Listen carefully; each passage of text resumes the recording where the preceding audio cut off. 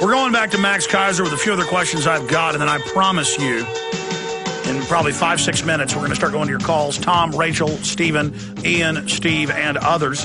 Again, we're live on this Monday, 17th day of May 2010 edition. Before we go any further, I want to tell you about a few of the sponsors that have made today's radio broadcast possible. Have you heard of the Millionaire Patriot? He has a free handgun and 5 days of world-class firearms training waiting for you. It's not enough to just own guns. You got to know how to use them, and this is a place to go. You can attend 5 days of world-class gun training at Front Sight Firearms Training Institute. Secure a 30-state concealed weapons permit, all for pennies on the dollar. Plus, if you act fast, the Millionaire Patriot will give you a free Springfield Armory XD pistol in the caliber of your choice. I believe now is the time to get trained and ready. There's no drill instructor or boot camp tough guy mentality. It's got all the training you need, 2-day, 4-day, 5-day courses. Go to Front Sight, like the front of your rifle, frontsight.com, frontsight.com. Also, a lot of you are thinking about getting into solar power in your home or your workshop or for camping. This is a great unit we've been putting out through our sponsor, Solutions from Science, for 3 years. I've got nothing but rave reviews. It's a solar panel system, a control panel, the battery system. It'll run quite a bit in your house. You get a bunch of these to run your whole house. It's a great way to stick more than just your toe, but your foot in. And it's very affordable, very inexpensive compared to a lot of the systems we've seen. So you can simply go to mysolarbackup.com. That's one word, mysolarbackup.com. Or you can simply call toll-free to get a free information package, 877-327-0365, 877-327-0365, mysolarbackup.com. And then finally, here, Invisible Empire, A New World Order Defined, filmed by Jason Burmis, we put out in the last month. Very, very important material to wake people up. Folks are waking up, but they don't have all the info. These films will give it to them. And, of course, Don't Tread on Me, Rise of the Republic, that I'm in, that Gary Franchi, coming up next hour, maybe William Lewis, gets into 10th Amendment, states' rights, grand juries, Second Amendment, how to get your sheriff selected to take your counties back. Now shipping out, Don't Tread on Me, available at Infowars.com or by calling toll-free 888-253-3139. Okay, going back to Max Kaiser at MaxKaiser.com quickly.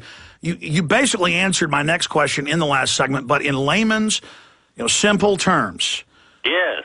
Do you see Asia plunging next, or how far will Europe plunge? Do you think the Eurozone is going to break up? The Germans are saying that major German newspapers are calling for a Deutsche Reich zone that only has the richest countries in Europe that are part of it. So what do you see happening with the euro? I know you can't guess this exactly, but you've been very accurate in the past. How do you see this unfolding? Who do you see going down next? When does this really start to hit the U.S.? Right. Well, as you say, I've been pretty good at framing this and predicting this. What you have to understand is you've got a multi-trillion-dollar hedge fund business. A hedge fund is just a fund that is not bound by any restrictions in terms of the types of bets that they can make and the leverage that they have at their availability. And what they do is they go from currency to currency, and they ferret out which ones are the weakest. They then scare the bejesus out of the folks. They float rumors about the economic collapse. They crash the economy. They make a quick $100 billion or so, and then they move on. And from the Eurozone, I think that they've beat up the euro pretty good here in the last few weeks. I think the next stop is the British pound. The British pound, they've got a new government in Britain. They're trying to bring in some reforms. They're talking about bringing in banking reform. So I think that next time we talk, we'll be talking about the tragic fall of the British pound. They'll beat that up for a while. And then they either will go back to Eurozone and attack the euro, or they may come back to the U.S., because the U.S. is always the currency that these guys know best. They know how to crash it in the most efficient manner, and it's always in their pocket. They can always crash the dollar. That's something they can always do for a quick buck, but you can't do it 100% of the time. You've got to take turns crashing different currencies at different times. So I think, the way I see it, the next is the British pound. The Japanese yen is kind of a possibility at some point. Their economy has been gone now 20 straight years of deflation, and it's still highly problematic. They import something like 100% of their energy, so it's really at the mercies of the global economic system. So that's always a nice one to go in there occasionally.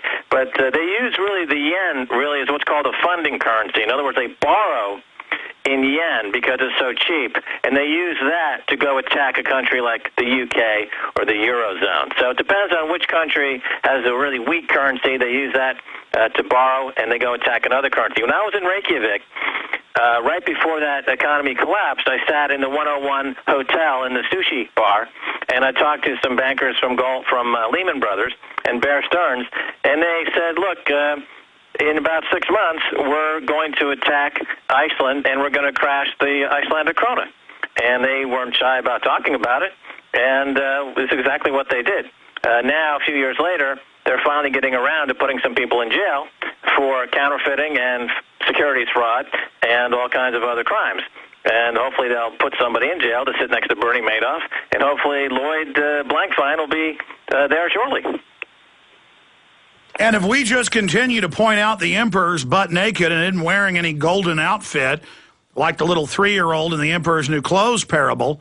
In fact, guys, print me the Emperor's New Clothes parable. I want to read that next hour on air. If we just point out the obvious, it's going to implode. Max, did you see Fox News, the New York Times, AFP, Reuters in the last month all come out with a psyop and say, yes, the troops are helping grow the opium because if we don't grow it, Al-Qaeda will get the money. I mean, this had been coming out that our government was there for the opium, $500 billion a year and shipping it in. And the Russians had said this, but now they're so arrogant they hide it in plain view. It'd be like President Obama being naked at the podium and saying he wasn't naked, and we're not supposed to point out he's naked. So it's some type of mind control thing where they just come out and say, yeah, we grow the opium. Have you ever talked to Catherine Austin Fitts about this? Yeah, the big red button. She's got an excellent, a lot of work on the CIA, Afghani opium crops, and also, a lot of these hedge funds that you read about, this came out during the savings and loan collapse.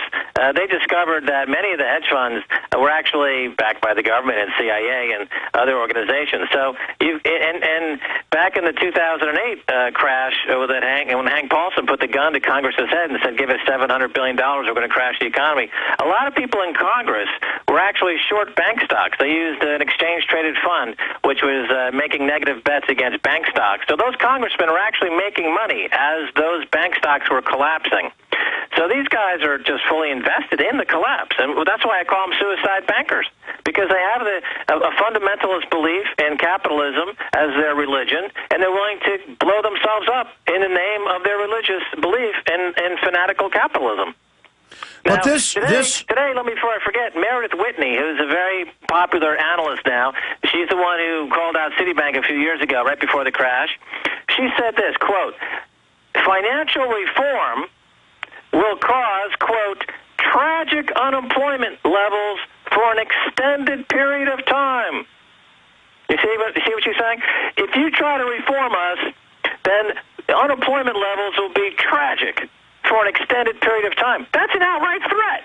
That's just an outright threat coming from Wall Street. If you try to reform us, you're never going to get a job again. That's just outright tyranny. I mean, what else can you call it? You're absolutely right. Well said, Max Kaiser, and they just continue to threaten.